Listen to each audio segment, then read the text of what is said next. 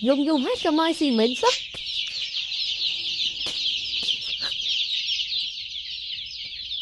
Cho mai xì mến lo sài chăng.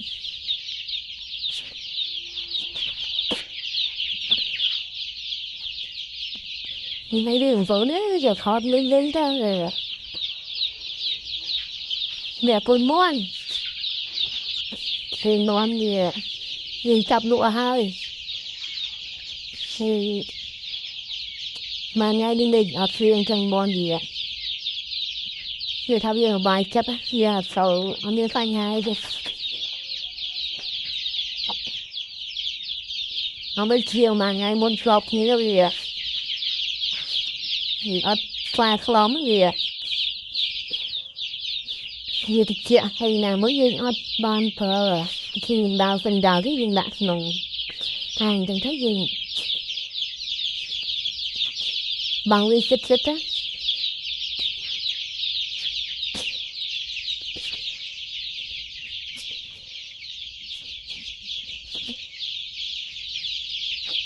Thôi đã bảo gì. Kaya jangan disiceran. Disiceran si rupiah niya so đã bảo gì cái anh có pam na này.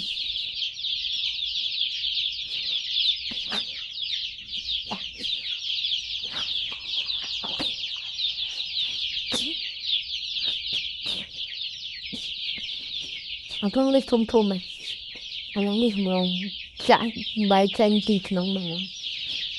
Thì mà sao kia à. Anh đi phần thao tranh gì. Nghĩ cái này rồi thiết kia. Thôi lô tranh á. Đó là muốn là khỏi.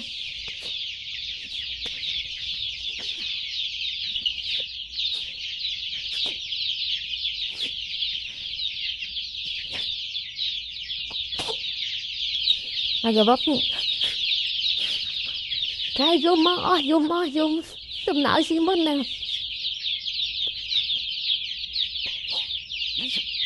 Giờ mới đạo xí mình tích ngắt chịu.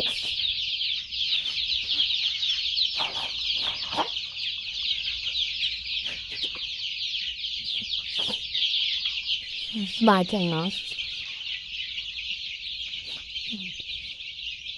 Mà nước khác nói luôn nó đi hàng cao.